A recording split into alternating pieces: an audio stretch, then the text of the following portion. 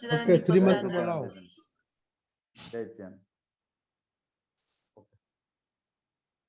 जय सच्चिदानंद। नमो अरिहंताणं नमो अरिहंताणं नमो सिद्धाणं नमो सिद्धाणं नमो आयर्याणं नमो आयर्याणं नमो वज्रायाणं नमो वज्रायाणं लोय सवसाहोणं नमो लोयसवसाहोणं ऐसो पंचन मुक्तारो एसो पंचनमुखारो स्वभावपणासनो सर्वपावपनासनो मंगलानं च सर्वेसिं मंगलानं च सर्वेषां परमं हवै मंगलम् परमं हवै मंगलम्। ॐ नमो भगवते वासुदेवाय ॐ नमो भगवते वासुदेवाय ॐ नमः शिवाय ॐ नमः शिवाय। जय सच्चिदानंद। जय सच्चिदानंद। जय सच्चिदानंद हसमुख काका। जय Sachchidanand. Okay, prayer, daily prayer. जय सच्चिदानंद। हे दादा भगवान, आप मुझे ऐसी शक्ति प्रदान करें मैं अपनी हेल्थ को कभी भी कॉम्प्रोमाइज नहीं करूँ, ताकि मेरा शरीर रूप साधन मुझे मेरे ध्येय को यानी कि पढ़ाई में और सत्संग में हमेशा सहायक बने। मैं पढ़ाई में बिल्कुल सिंसियर रहूंगी, मैं कुसुम से कायम दूर रहूंगी, और कुछ भी हो मेरा सत्संग कभी भी छूटे नहीं, ऐसी परम कृपा करना। प्राप्त मन वचन काय का योग और अपनी आत्मा का उपयोग ये मात्र सेवा के लिए करूं, जो सबसे बड़ा मानव धर्म है। मैं हमेशा खुद के साथ और अन्य सभी लोगों के साथ के जीवन व्यवहार में सिंसियर, मॉरल और प्योर बनी रहूंगी, ताकि मैं बराबर दादा भाई सर्वोत्तम व्यक्तित्व न मानवी बन पाऊं। जय सच्चिदानंद। जय सच्चिदानंद। सम्यक स्टडी, सम्यक स्टडी प्रेयर। हाँ, हे दादा भगवान, मुझे पढ़ाई में समझने में जो बाधाएं या अंतराय आते हैं, जो ऑब्स्ट्रक्शंस आते हैं, उन सभी को तोड़ने का मैं दृढ़ निश्चय करता हूँ। आप ऐसी कृपा करें जिससे मेरे पढ़ाई में अंतराय ना आए, ऐसी परम शक्ति आप हमें दे, और मेरी पढ़ाई सही ढंग से हो, ऐसी परम शक्ति आप हमें दे। जय सच्चिदानंद। क्यों ऐसे अटक अटक के बोलते हैं मोनिका दीदी? हाँ, दादा भगवान। हे दादा भगवान, हे दादा भगवान, हम मैं आपके बच्चे हम हैं आपके बच्चे, दिल के हैं सच्चे, दिल के सच्चे, फिर भी हैं कच्चे, फिर भी हैं कच्चे, काम करेंगे अच्छे अच्छे। काम करेंगे अच्छे अच्छे। जय सच्चिदानंद। जय सच्चिदानंद। ओके, आज क्या डिस्ट्रैक्शन, सिंसियरिटी था नहीं था अपना दादा का ज्ञान में? ओके दीदी दीदी। हाँ, जय सच्चिदानंद। आज मेरी हेल्थ में थोड़ी डिस्ट्रैक्शन हो गया था। आज सुबह एक अलार्म बजा, फिर मैं बंद करके वापस सो गई थी, और मतलब खाने में मुझे एक टेस्ट नहीं आया था, कड़वा रस नहीं आया था, और स्टडी में मुझे ये डिस्ट्रैक्शन आया कि मेरा जो क्लासमेट था वो मेरे सर से बहुत जोर जोर से बातें कर रहा था, तो फिर मेरा ध्यान वहां पे ही जा रहा था। तो बहुत आपको डिस्टर्ब होता है, खुशी नहीं है इसलिए? हाँ मेरे को प्रिया, हाँ, जय सच्चिदानंद। आज मेरे हेल्थ में डिस्ट्रैक्शन हो गया था, घंटे को उठी थी और मेरा दादा भगवान के ज्ञान में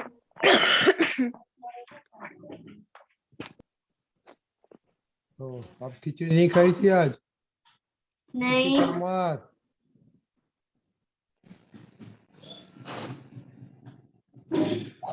परमार, आपको पेरेंट्स को बोलो डिस्टर्ब मत करना रात को आधा घंटा। सच्चिदानंद, आज मुझे स्टडी में और सत्साधन में कोई डिस्ट्रैक्शन नहीं हुआ था, लेकिन दादा के हेल्थ में थोड़ा डिस्ट्रैक्शन हो गया था क्योंकि आज मैं सुबह में लेट उठी थी। ओके, मोनिका, आपका पापा मम्मी को बोलो डिस्टर्ब मत करो कोई। पिता दीदी, जय सच्चिदानंद, मुझे स्टडी में डिस्ट्रैक्शन नहीं आया था और हेल्थ में भी नहीं आया था, लेकिन आज मैंने थोड़े सत्साधन नहीं किए हैं, दादा के ज्ञान में यह डिस्ट्रैक्शन आया। क्यों, क्या हो गया था? दादा को छुट्टी दे दी नहीं। तो? पिता से दीदी, हाँ, जय सच्चिदानंद, आज मुझे स्टडी में तो डिस्ट्रैक्शन नहीं आया था, लेकिन सत्साधन मैंने आज थोड़े ही किए थे। आप लोग खाते हैं, एक रूल बनाने का, सत्संग नहीं का तो खाने का बंद। जागृति, जैसे चैलेंज आज हमने 10 बार त्रिमंत्र बोला था, 9 कलम एक बार बोला था और कीर्तन भक्ति 10 बार करी थी। ओके, नेक्स्ट वीक 9 कलम आपको 9 कलम नेक्स्ट वीक बोलने का है। Okay, okay. मिलन पटेल, हाँ, जय सच्चिदानंद, मेरे को आज स्टडी में डिस्ट्रैक्शन आया था। आज मैं स्कूल पे गया था तो आज स्कूल पे गया था तो एक लड़का था तो वो बहुत बोल बोल करता था, तो इसमें डिस्ट्रैक्ट टीचर बोलते थे वो पता नहीं चलता था, तो इसमें डिस्ट्रैक्शन आया। आपको और सबको कॉटन बॉल आता है ना, वो लेके जेब में रखने का। कोई डिस्टर्ब करता है, कॉटन बॉल डाल देगा कान में। मोनिका दीदी, हाँ, आज मुझे डिस्ट्रैक्शन खाने के वक्त हुआ था और स्टडी में भी हुआ था। खाने के वक्त करिश्मा ने आज मैं जब खाना खा रही थी तब वो परेशान कर रही थी, ऐसे मेरे पे आकर सो जाती थी या फिर कुछ ना कुछ करती थी। और आज स्टडी में ये विचार आने लग गए कि कल मैंने एग्जाम लिखा था, उसमें मैं अच्छी मार्क्स आएंगे क्या, वो थोड़ा विचार आ रहे थे, इसलिए डिस्ट्रैक्शन हो रहा था पढ़ने समय। तो कल का एग्जाम के बारे होता? रिजल्ट के बारे में ऐसा लग रहा था, अच्छे आएंगे या नहीं आएंगे, वो एकदम से डर लग रहा था। तो अभी तो कल की बात, कल के आज के तो अभी राह देखने की है ना रिजल्ट की। वही रिजल्ट के बारे में थोड़ा डर लगता है, ऐसा होता है इसलिए। क्यों, अच्छा नहीं लिखा था? नहीं, इजी था, पर ऐसा लगता है कि नहीं कम आएंगे, एक तरफ होता है कम आएंगे या फिर बहुत ज्यादा आएंगे, ओ, इसलिए। आप अभी अब आप तो पुत्र उसके बारे में बात करेंगे वो, क्योंकि हाँ। तो उसमें दरअसल हाँ, जय सच्चिदानंद, मुझे आज डिस्ट्रैक्शन नहीं हुआ था। हमको तो बहुत आता है दिन में। हसमुख का भी बोलता है उसको बहुत डिस्ट्रक्शन है, आपको नहीं आता तो आप दादा भगवान जैसे बन गए। प्रहर, जय सच्चिदानंद, आज मुझे डिस्ट्रैक्शन नहीं आया था health में। आप भी दादा भगवान के जैसा बन गया। साक्षी भाव, जय सच्चिदानंद, आज मुझे दादा के ज्ञान में और स्टडी में डिस्ट्रैक्शन नहीं आया था, लेकिन आज मुझे हेल्थ में डिस्ट्रैक्शन आया था।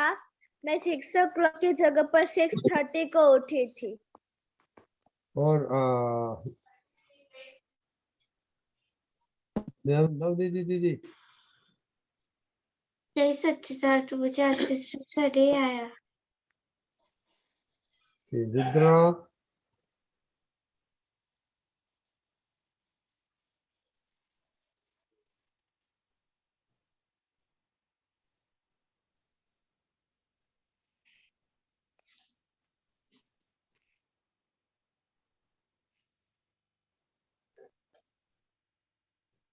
रुद्र भाई दीदी। हाँ जय सच्चिदानंद, मुझे डिस्ट्रैक्शन नहीं हुआ था। ओके भाई दीदी।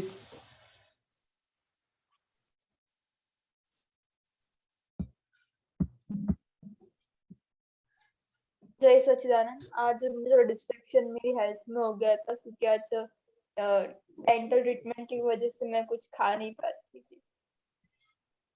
Okay I think we got. Deepak दादा आपको कुछ बोलने का है, बाद में हसमुख काका बोलेगा। ये डिस्ट्रैक्शन होने के बाद आप क्या करते क्या है?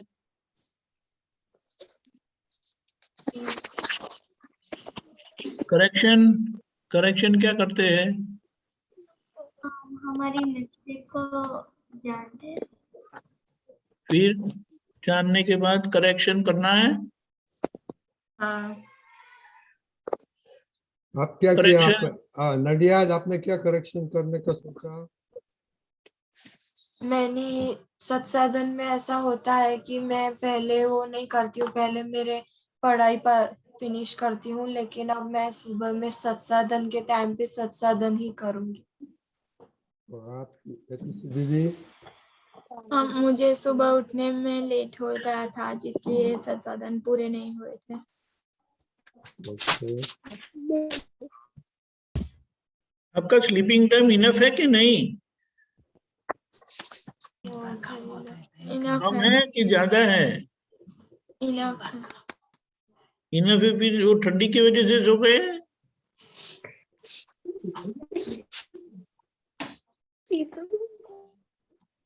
अच्छा, तो ये करेक्शन देखो, कुछ भी मिस्टेक हो गई लेकिन करेक्शन करते हैं फिर मिस्टेक रहती है नहीं नहीं।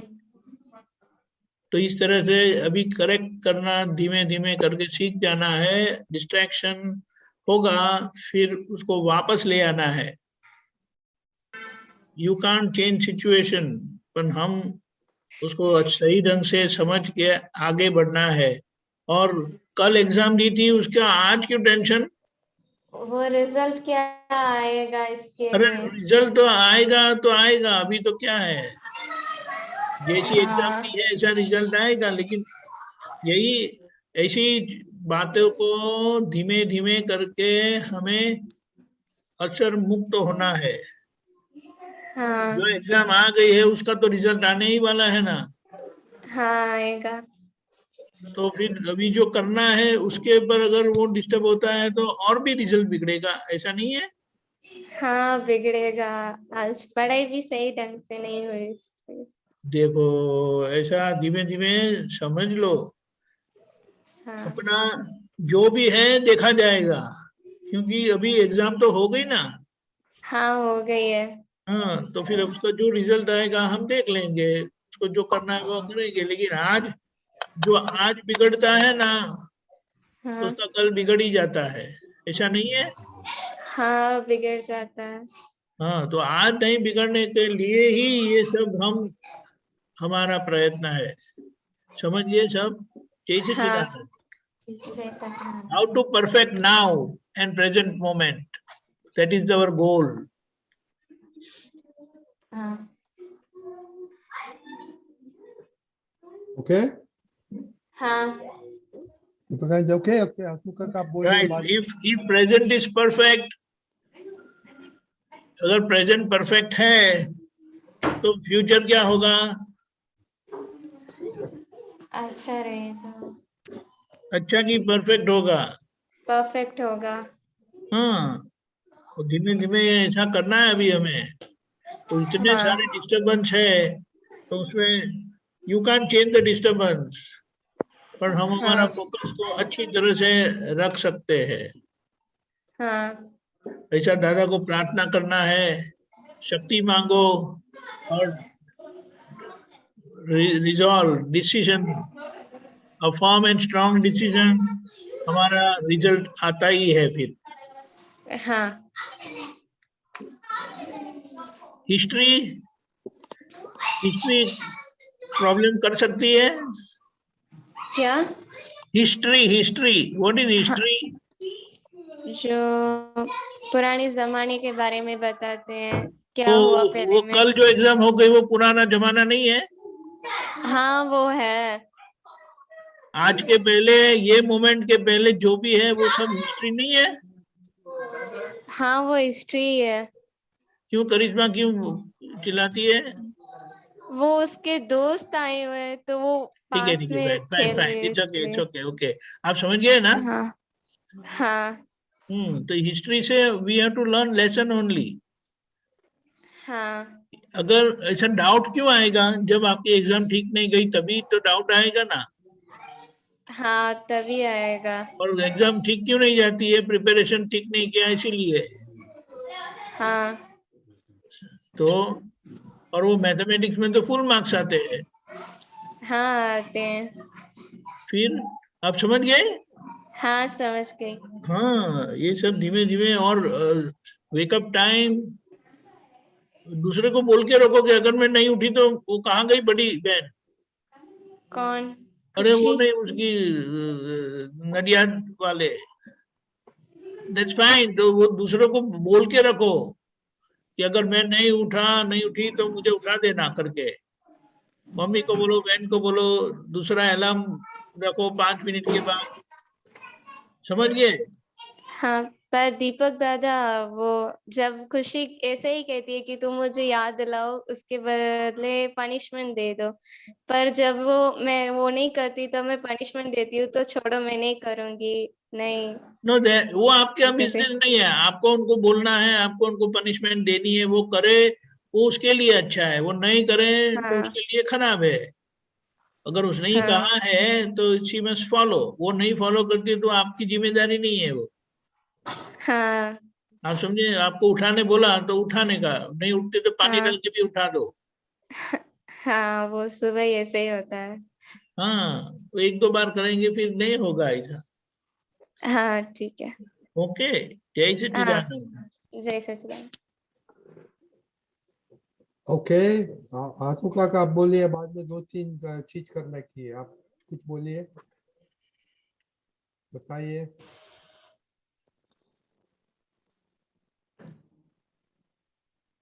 आंसू जय काका, सच्चिदानंद। जय आवाज सच्चिदानंद। आवाज है ना? हाँ हाँ आते हैं।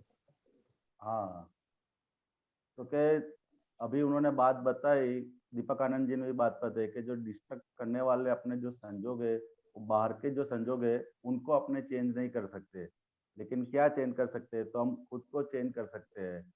जैसे कि अपने जीवन में अपने हर बच्चे लोग क्रिकेट खेलते कि नहीं खेलते हैं?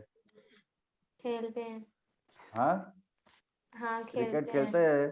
तो क्रिकेट खेलते हैं तो क्रिकेट के ग्राउंड के अंदर जब बैट्समैन बैटिंग करने जाते हैं तो उनको जो संजोग आता है तो उसके खिलाफ टीम के पूरे 12 के 11 प्लेयर उनके खिलाफ होते हैं, तो उनके साथ में होते हैं। खिलाफ होते हैं। हाँ, उनके खिलाफ हर एक होते प्लेयर हैं। क्या चाहते हैं, वो 11 प्लेयर क्या चाहता है कि इनको मैं क्या करूं, आउट करूं। क्या करूं? हाँ आउट करूं। आउट क्या कोई करो। ऐसा चाहता है कि ये मेरे बॉल पे छक्का मारे, चौका मारे? ऐसा तो कोई हाँ चाहता नहीं है। 11 के 11, ये हाँ क्रिकेट का गेम है, वो एक समझने की बात है कि इसके अंदर 11 के 11 प्लेयर जो है वो सामने वाले को आउट करने के लिए ही रहते हैं और उनका पूरा कोशिश रहता है तो उनको कैसे आउट करूं। लेकिन जो बैट्समैन है वो क्या करता है, तो कि वो आने वाले जो चैलेंज है वो चैलेंज को एक्सेप्ट करता है। क्या करता है? चैलेंज को एक्सेप्ट करता है और डिस्टर्ब होता नहीं है। तो हमको क्या करना है कि हमारे सामने ये चैलेंज आया कि 6:30 बजे उठने का है, तो उसमें 11 प्लेयर नहीं दिखने वाले हैं टीम के अंदर।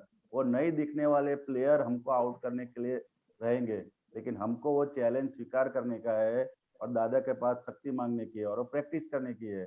ये चैलेंज में स्वीकार करके ये जो अभी चल रहा है अपना स्टूडेंट लाइफ, तो स्टूडेंट लाइफ में अपने सेंचुरी मारने की है पूरी। क्या करने की है?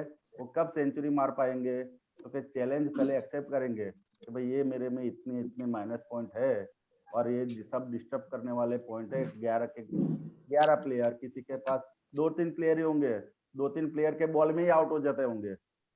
कितने बैट्समैन देते होंगे कि 1-2 बॉलर आए तो आउट हो जाते हैं। ऐसे होता है कि नहीं होता है क्रिकेट के अंदर? हाँ, तो वो 2-3 प्लेयर के गेंद में अपने को संभल के खेलने का है ना, क्या पूरे 11 के 11 के बीच में खेलने का है। तो उसके गेंद में अपने संभल के खेलेंगे तो कभी डिस्टर्ब होंगे नहीं। वो उसके खिलाफ पूरी स्ट्रेटजी बनाते हैं लोग कि भाई इसके खिलाफ कैसे करने का है, ये करने का है, वो करने का है। तो वो हिसाब से अपने जाएंगे तो कभी भी डिस्टर्ब होंगे नहीं। ये धीरे धीरे प्रॉब्लम क्या होते जाएंगे, सॉल्व होते जाएंगे और आराम से इसके पिच के ऊपर आप आराम से खेल पाओगे। बराबर है? पहले ही चैलेंज एक्सेप्ट करके बोल देने का है कि भाई चलो ये इतने इतने 2-3-4 प्लेयर मेरे खिलाफ है, उनको गेंद में कैसे हैंडल करने का है, उसके साथ में मेरे को कैसे रन बनाने के हैं और कैसे मेरे को जीतने का है। तो उसका जो पूरे का पूरा व्यू पर सेट करोगे तो आप आराम से जीत पाओगे। बराबर है? हाँ, तो डिस्टर्ब करने वाले 3-4 प्लेयर होंगे, उनको आप संभाल के खेल लेने का। भाई इसकी गेंद है तो ये जो सुबह 6:30 बजे नहीं उठने देते हैं, वो विधि नहीं करने देते, वो 3-4 प्लेयर है तो उसके सामने हमने कैसे खेलना है तो उसका पूरा स्ट्रेटजी बना के आप खेलोगे तो आराम से आप खेल पाओगे और रन भी बना पाओगे उनकी गेंदों में। बराबर है? ऐसी समझन अपने पास प्राप्त हुई है। बराबर है? तो ऐसा धीरे धीरे करोगे तो आराम से हो जाएगा। होगा कि नहीं होगा, क्या लगता है आपको? होगा। हाँ, पूरे के पूरे जो आजू बाजू वाले सब विरोधी मुझे करना है। हाँ, दीपक आनंद जी ने कहा ना, मुझे करना है। जो बैट्समैन जाता दादा है, मुझे शक्ति दो। हाँ, जो बैट्समैन क्रीज पे जाता है उसको क्या होता है कि मेरे को टीम को जिताने का है। ऐसा ही अपने को बोलने का है कि मुझे करना है और ये दादा भगवान आप मेरे को ऐसी शक्ति प्रदान कीजिए। तो सब शक्ति देने वाले है तो खुद शक्ति आएगी और वो काम आसान से खत्म हो जाएगा अपना। बरोबर है? ठीक है, ओके। अभी कल आप कौन सा 2 सिटी के बारे में बात किया था, किसका मालूम है? हरिद्वार और ऋषिकेश। ओके, तो किसी ने फोटो देखा हरिद्वार और ऋषिकेश का? किसने देखा? देखा। किधर देखा पिताश्री बाबू? वो हरिद्वार का देखा था। किधर देखा था आपने? खुशी या मोबाइल में देखा था, फोटो था। किसने नहीं देखा था? किसने नहीं देखा? फिर आपने नहीं देखा? देखा। ओके, सबने देखा ना? ओके, तो किसी ने बोला नहीं थैंक यू खुशी? हर की पेड़ी। हाँ, हर की पेड़ी। यस। और वो शिव भगवान का मूर्ति है ना? हाँ, वो बहुत बहुत बढ़िया आरती होती है। वो शिव की मूर्ति है ना, उधर हम और दीपक दादा भी जाके आए उधर, वो आश्रम में हम ठहरे। दीपक दादा याद है आपको? हाँ दादा ऋषिकेश। हाँ गए थे ना। Okay, okay. तो अभी तीर्थ, आप 2 दिन से रिपोर्ट तो नहीं देते हैं, आप हाथ ऊंचा नहीं करते कि बाकी रहते? हमको मालूम नहीं पड़ता है कौन आता है कौन नहीं आता है। लिखा था रिपोर्ट, मैं भूल जाता हूँ कि लिखता हूँ पर भूल जाता हूँ भेजना। रुको, देखा था। आपको नहीं है, टाइम नहीं है, आपको मम्मी को बोलो रिमाइंड करा है, मम्मी को बोलो रिमाइंड करा है। हाँ। तीर्थ, आप तीर्थ, आपका मम्मी को बोलो कि खाते पहले रिमाइंड करे कि रिपोर्ट भेजा के नहीं। ओके, तो ही खाना, मम्मी को बोला तो ही खाना देना। ओके, ओके ठीक है। अभी देखो एडजस्ट एवरीवेयर का हम कुछ पढ़ रहे थे तो उसमें से दो एडजस्ट एवरीवेयर किसको मालूम है? एडजस्ट एवरीवेयर उसका मीनिंग क्या होता है? मतलब हमें सारी जगह पर एडजस्ट होने का। सारी जगह पर नहीं है ना? अगर कोई हमें ऐसा कहे कि ओके क्या? दूसरा कोई दीदी हाँ, एडजस्ट एवरीवेयर मतलब हम कहीं पे भी कोई भी सिचुएशन आए उसमें हम एडजस्ट हो जाए। मतलब कोई ऐसी बुद्धि का मतलब ऐसा नहीं होना चाहिए यहाँ पे मेरे को नहीं फाएगा, मतलब ऐसा कुछ कोई भी जगह पे एडजस्ट हो जाने का। एडजस्ट होना मिलना क्या होता है?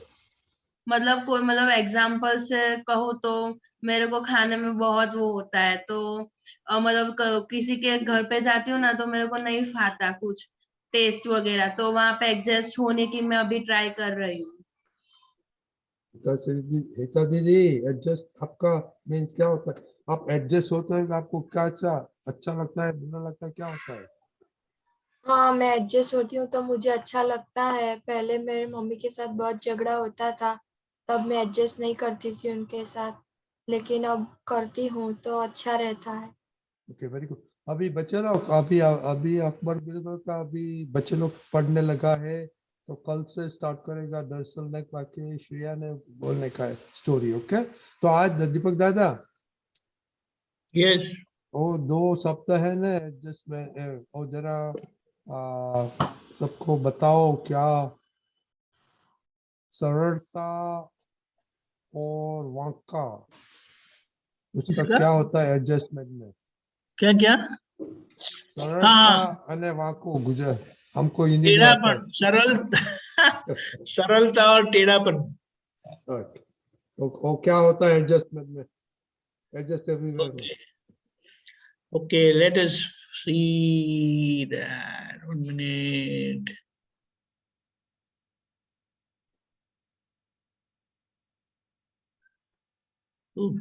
What, 1 minute, hold on hold on hold on.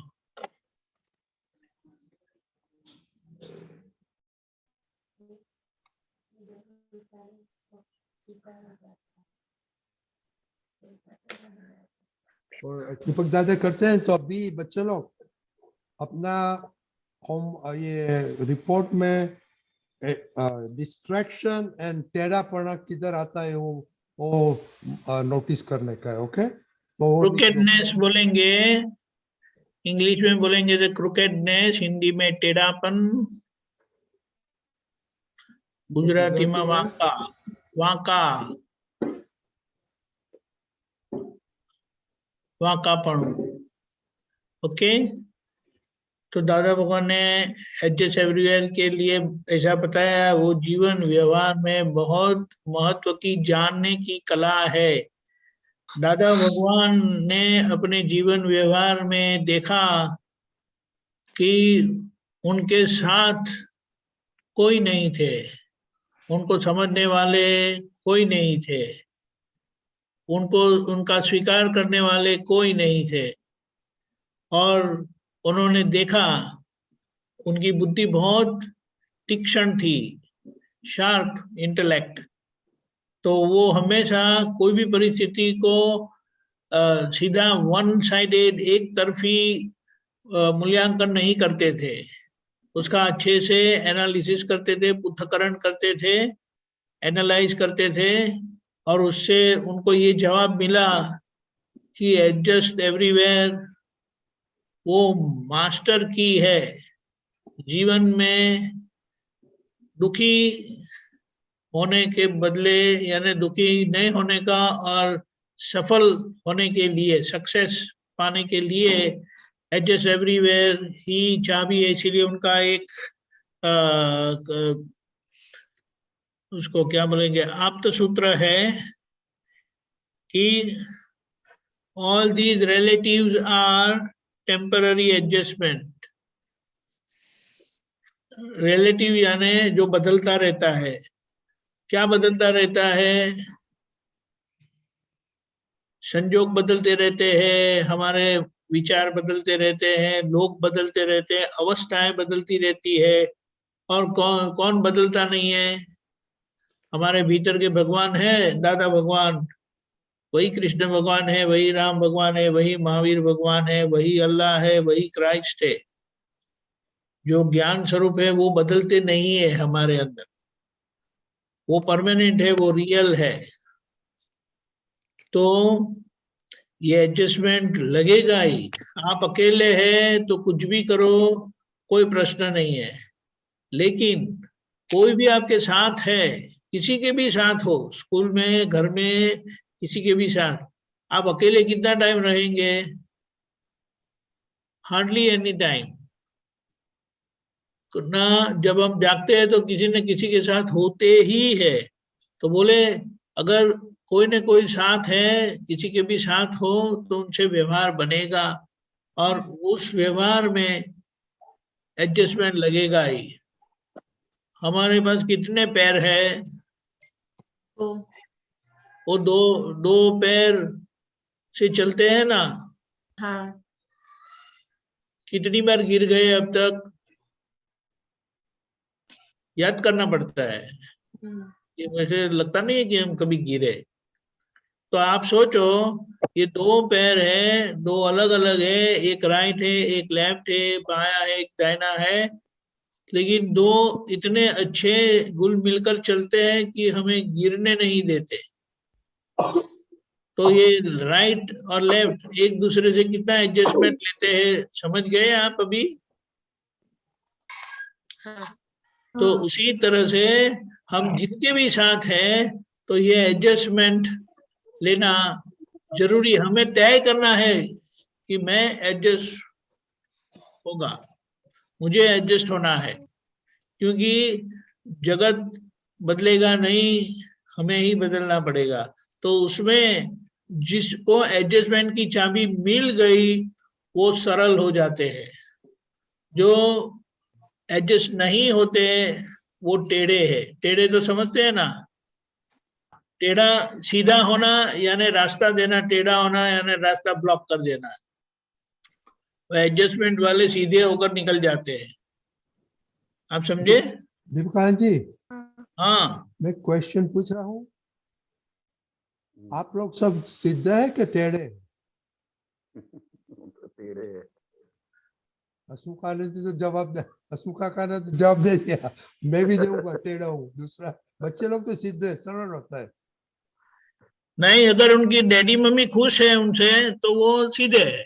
नहीं, हिता अगर दीदी तो डैडी ना मम्मी बोलती, हैप्पी हिता नहीं दीदी है, ना बोलती है। क्यों हिता दीदी? अभी उतना परफेक्शन नहीं आया है सरलता में, थोड़ा थोड़ा टेढ़ा बाकी है। वेरी गुड, थोड़ा ही बाकी है, बहुत अच्छा है। तो बहुत अच्छा। हसमुखा का ये तो थोड़ा है, हमारे तो बहुत है। आपका कितना है? हमारा भी बहुत है। और निकालने, हिता दीदी हमको हेल्प करना पड़ेगा। तो ऐसा और है। दूसरा विधि, आप विधि? हाँ, मेरे में तो बहुत टेढ़ापन है। अच्छा, आपके में बहुत। मैं किसी की नहीं सुनती हूँ। परमार, खुशी परमार। मेरे में भी बहुत ही टेढ़ा है। ओके दीपक दादा। राइट, तो ऐसा है। तो ये सरलता क्यों चाहिए वो थोड़ा एक एक स्लाइड हम पढ़ लेंगे। हाँ, एक मिनट।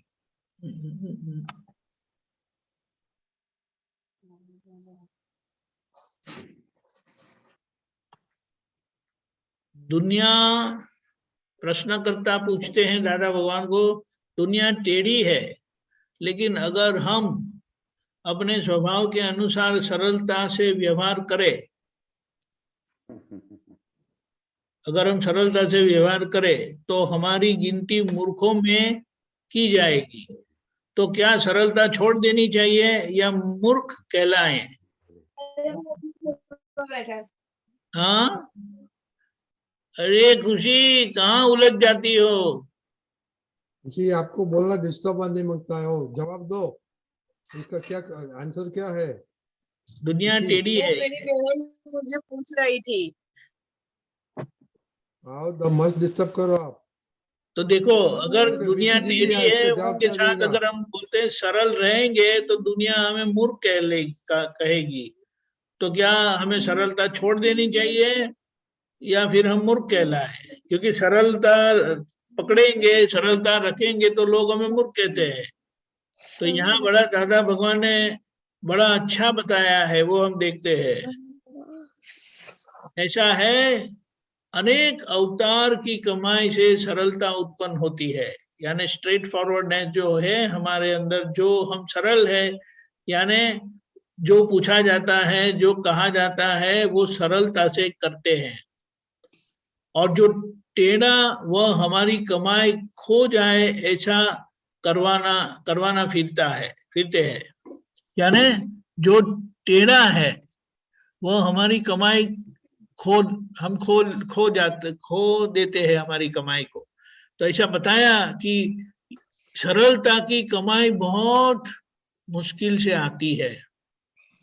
और दादा भगवान ने कहा, लोगों ने मुझे मार मार कर सीधा किया है।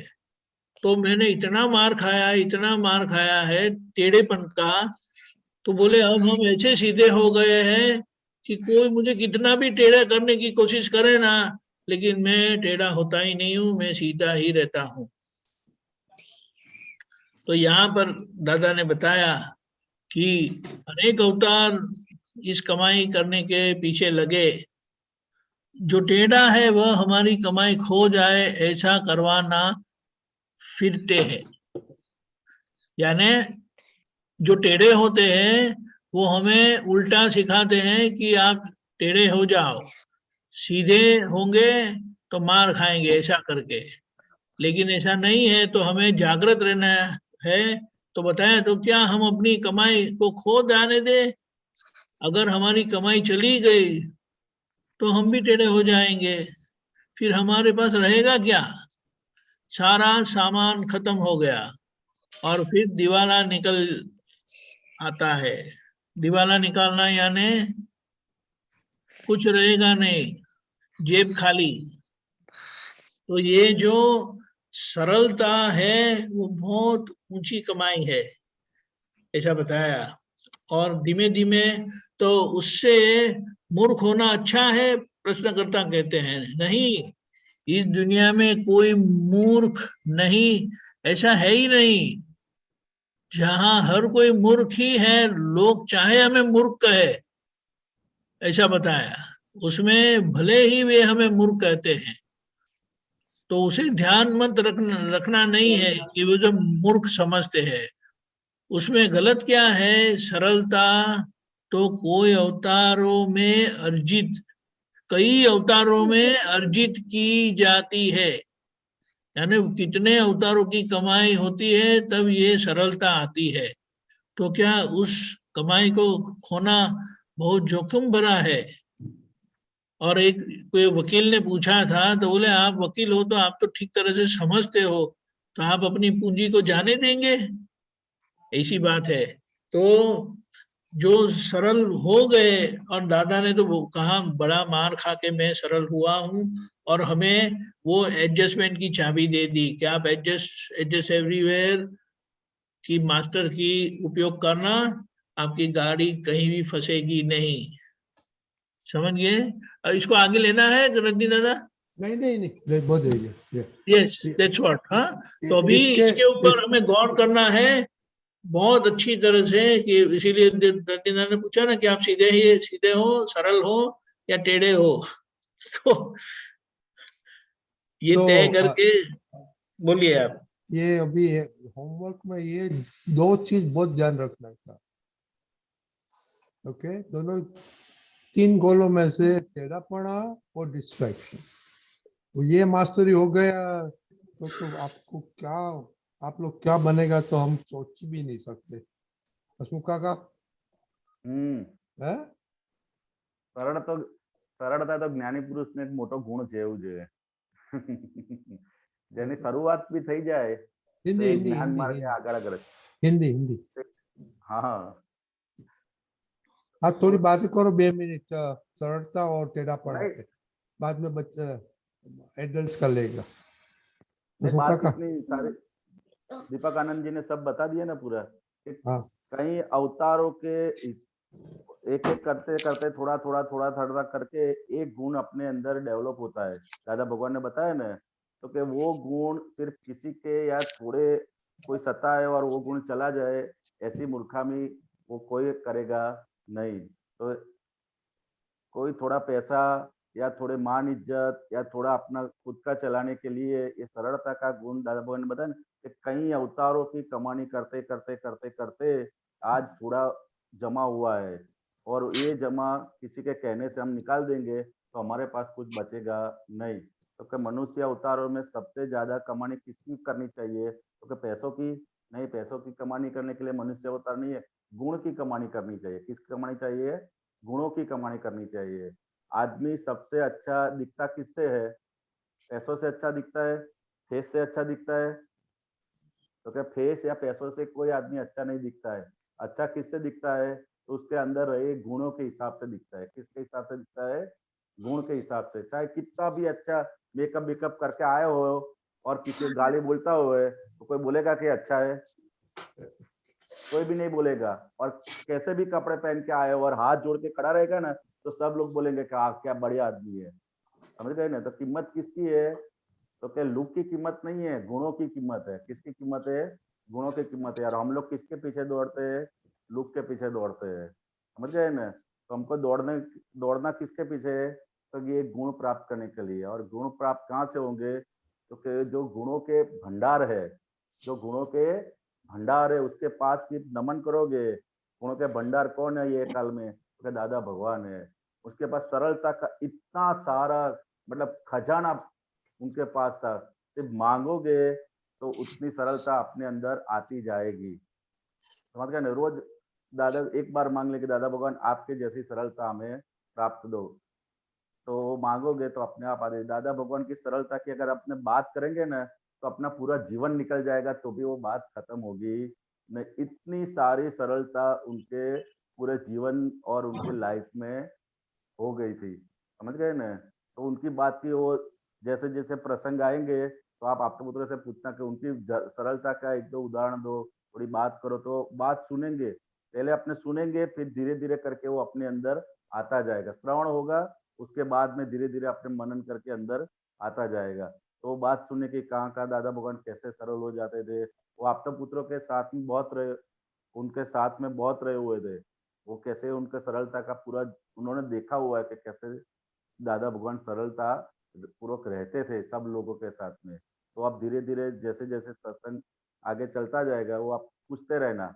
आज नहीं तो कल, कल नहीं तो परसों, रोज एक दो प्रसंग आप याद करोगे, वो प्रसंग भी आपको सुनने को मिलेगा ना, तो भी आपका जीवन धन्य हो जाएगा। समझ गए ना? वो सुनने को मिलेगा तो भी, क्योंकि ऐसे प्रसंग ऐसी बात कहीं बाहर सुनने को मिलेगी नहीं। बाहर दूसरी सब बात सुनने की मिलेगी, लेकिन ये बात दादा भगवान की और उनके साथ में रहने हुए आपके पुत्रों की वो बात कभी सुनने को मिलेगी नहीं। बराबर रजनीगल? बहुत सरल, बहुत बहुत अच्छा। और बच्चे लोग आप जरा पेरेंट्स को और सबको विनती करो कि वो आपको जगह दे, डिस्ट्रैक्शन नहीं होता है। आज कितना डिस्ट्रैक्शन होता है, विधि दीदी का हुआ, खुशी का हुआ, हिता दीदी का हुआ, मोनिका तो कांस्टेंट था, और दूसरा तो मैं देख नहीं पाता हूँ। तो ये प्लीज अब ये इतना आप लोग ये समझाइएगा ना, तो आपने जिंदगी एकदम सरलता से निकल जाएगी। तो प्लीज ये जरा उधर स्पेशल रूम पे कुछ बनाओ जगह, ओके? तो डिस्टर्ब नहीं होगा। तो खुशी खुशी आपका पेरेंट्स को मत बोलना साथ में बैठे, आपको वो पेरेंट्स को बोला सत्संग करना है का, तो अभी बाद में आके क्वेश्चन करने का। हाँ हाँ, ये बच्चों के लिए स्पेशल है। ओके। ओ किसको समरी किसको बोलने का है समरी? वो तो विधि और श्रेया तो एवरीडे करती है, दूसरा कोई है ही नहीं। ओके, जैसे कोई लिखते भी नहीं है। पिता दीदी अनम्यूट कीजिए। हाँ, जय सच्चिदानंद। हमें जो भी डिस्ट्रैक्शन आते हैं उसका करेक्शन करना होता है और हम अपने नाउ एट द प्रेजेंट कैसे परफेक्ट बने उस पर ध्यान देना चाहिए, ना कि हिस्ट्री से। हिस्ट्री में से हमें सिर्फ लर्न करना होता है और जो भी चैलेंज आए कि जैसे उठ नहीं पाते या विधि नहीं कर पाते तो उसको एक्सेप्ट करके उसको पूरा करने की कोशिश करनी चाहिए और दादा से शक्ति मांगनी चाहिए कि मैं अपने काम पूरे कर सकूं। हमें एडजस्ट एवरीवेयर होना, अरे सरल बनना है और टेढ़ापन दूर होए ऐसी दादा से शक्ति मांगनी है। दादा भगवान को कोई समझने वाला नहीं था, लेकिन उनकी बुद्धि बहुत तीक्ष्ण थी और उन्होंने बहुत प्रयोग और पृथक्करण के बाद उनको ऐसा आंसर मिला कि एडजस्ट एवरीवेयर मास्टर की है और सक्सेस की एक बहुत बड़ी चाबी है adjust everywhere. All these relatives are temporary adjustments, ऐसा दीपक दादा ने बताया। और व्यवहार है तो एडजस्टमेंट तो होगा ही, तो हमें एडजस्ट करना है। दुनिया नहीं बदलेगी, हमें खुद ही बदलना पड़ेगा। एडजस्ट हो वो सरल है और ना हो वो टेढ़ा है। टेढ़ा होने में हम अपनी कमाई खो देते हैं और टेढ़े जो होते हैं वो हमें टेढ़ा होने के लिए ऐसा सिखाते हैं कि तुम भी टेढ़ा हो जाओ, लेकिन हमें नहीं होना है। सरलता तो बहुत अवतारों से इकट्ठा होती है और फिर बाद में हम में आती है और व्यक्ति अपने गुणों से ही मूल्यवान बनता है, ना कि अपने लुक्स। वेरी गुड, बहुत अच्छा। एक वाक्य रह गया थी जो दीपक दादा ने बहुत अच्छा एक सेंटेंस बोला था मोनिका को। मोनिका तो नहीं सुनती थी कि डिस्टर्ब था, किसको याद है? नहीं, वो इफ प्रेजेंट में परफेक्ट होगा तो फ्यूचर में भी हम परफेक्ट होंगे। हाँ, आप ध्यान देती थी, वेरी गुड। वो मैंने लिखा है वो। हाँ, no, this is very important. ऐसे ऐसे कुछ ये सत्संग में ऐसे ऐसे कुछ सेंटेंस हो ना, वेरी प्लीज लिखो।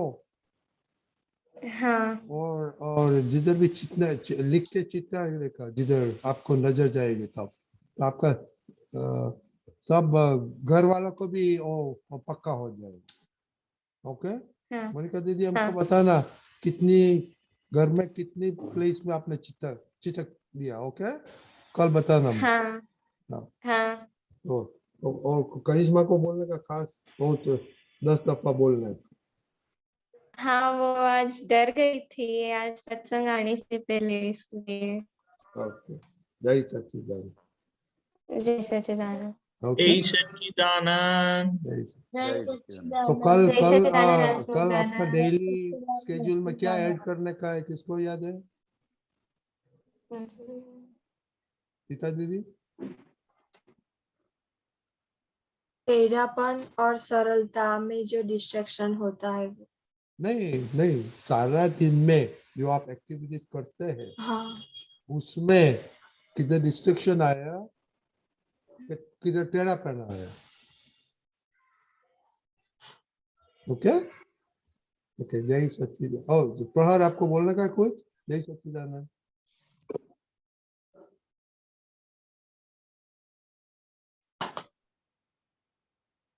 प्रहर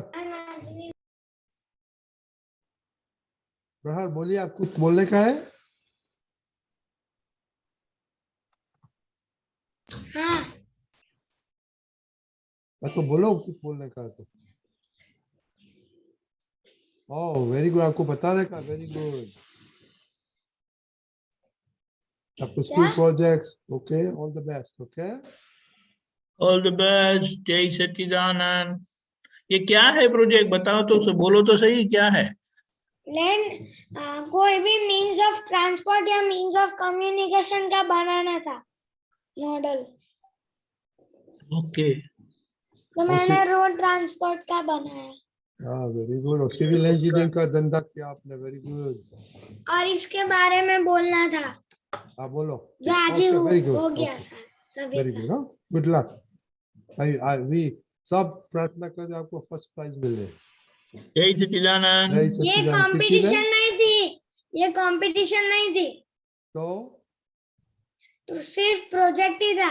अच्छा प्रोजेक्ट, ओके, वेरी गुड। सिर्फ इसके बारे में बोलना था। तो उसमें जो आज ही हो गया टीचर हो ने गया। 10 आउट ऑफ 10 दिया। टीचर ने 10 आउट ऑफ 10 दिया। मार्क्स भी नहीं थे। टीचर ने वेरी गुड बोला। हाँ ओके ओके, जय सच्चिदानंद। जय सच्चिदानंद। फोटो करके भेजना सच्चिदानंद।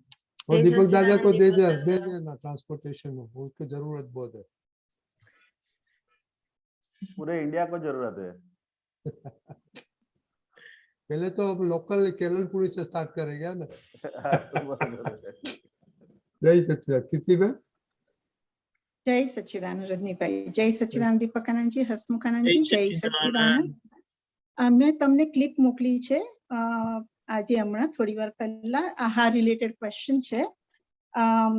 આપણે આહાર લેતી વખતે જે આઈટમ મોકલી છે એમાં ક્વેશ્ચન હતો કે મહી અંદર પહેલા પરમાણુ પડેલા હોય એ જ પ્રમાણે તમને જે આ છે ક્વેશ્ચન એમાં કે જે તમે ખાવાના છે બધા પરમાણુ અંદર સૂક્ષ્મ રૂપે આવી ગયા છે, હવે સ્થૂળ ખોળે છે. અહીં સૂક્ષ્મ રૂપે યોજના રૂપે છે અને યોજના હવે રૂપકમાં આવે, એટલે કે આ બહુ ઊંડી વાત છે. એટલે મને એ સમજવું હતું કે આપણી જે થાળીમાં આવે છે, આપણે જે જમીએ છીએ ને બનાવીએ છીએ ને એ બધું પહેલા તમે એ અંદર સૂક્ષ્મ મૂકી દીધે આવેલું હતું એટલે ભેગું થયું આમ એ કહે છે એમાં. અને ઘણી વખત એ સહજ મળતું નથી હોતું અને મળે, એટલે એ ક્વેશ્ચન હતો એ એમાંથી કે સૂક્ષ્મ રૂપે પહેલા હોય બધા પરમાણુ.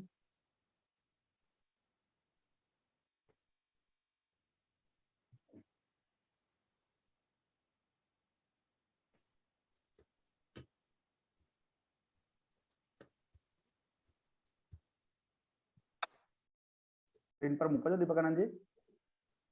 हाँ एक मिनट। हाँ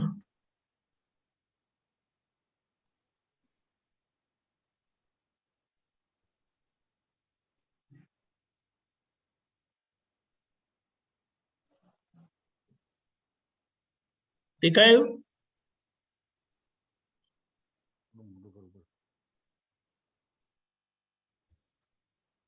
એટલે આમાં નીચે છે, એટલે આમ મેઇન આખો ક્વેશ્ચન એ છે કે અંદર સૂક્ષ્મ પરમાણુ બહુ પહેલા પડ્યા હોય એ અત્યારે યોજના રૂપે અત્યારે પ્રેઝન્ટમાં આવે તમારી થાળીમાં.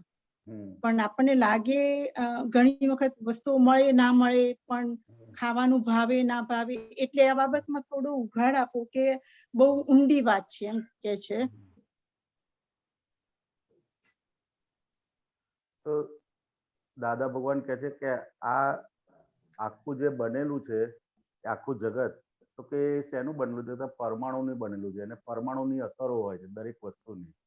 તો કે આ જે પરમાણુઓ ખરા, તો કે એ આપણી અંદર સૂક્ષ્મમાં ભાવ સ્વરૂપે અંદર પડેલા હોય છે અને એ જ્યારે સંજોગ આવે ત્યારે એ સામેથી એ વસ્તુ ખેંચાઈ અને આપણી જોડે આવી જતી હોય છે. સમજો દાખલા તરીકે ચા હોય તો ચા ઉગે છે ક્યાં અને ત્યાંથી પ્રોસેસ ક્યાં થાય છે અને એ પ્રોસેસ થતી થતી થતી થતી થતી આપણા ચાના ડબ્બામાં આવે અને ચાના ડબ્બામાંથી પછી સીધી તપેલીમાં આવીને પછી આપણી જોડે આવી જાય છે. તો કે એક ખાલી તમે ભાવ કર્યો તો ચાનો, તો કે એ ચાના ભાવના આધારે આખું કુદરત એ આખું એની અંદર બધું જેવા સંજોગો ધીરે ધીરે ધીરે ભેગા થાય છે અને એ તમારી અંદર સીધી તમારે રકાબીમાં આવી અને તમારી અંદર એ પાછું એનું ગલન થાય છે. પણ એ ગલન થતી વખતે અત્યાર સુધી શું થતું હતું? તો કે મેં ચા પીધી એના આધારે પાછું નવું એ ચાર્જિંગ થઈ જતું હતું. અને હવે શું થયું? તો કે હવે ખાનાર ભાગ આખો અલગ થયો અને જોનાર ભાગ અલગ થયો. એટલે તો કે નવું હવે થતું નથી. સમજાય ને આપણને? એ તો કે આખું આ પરમાણુનું બનેલું છે. દાદા ભગવાને બધા કેટલા અલગ અલગ અલગ રીતે બધે એમને સમજાયેલું છે કે આ વસ્તુ થાળીની અંદર ઘઉં ક્યાં પાકે છે, પછી ઘઉં પાકતા પાકતા ક્યાં જાય, આ જાય. તો કે જેવા મય પરમાણુ છે એવું જ આપણી થાળીની અંદર ભેગું થતું હોય છે. આ દવા બી શું છે આ દવા શું દવા. શું છે?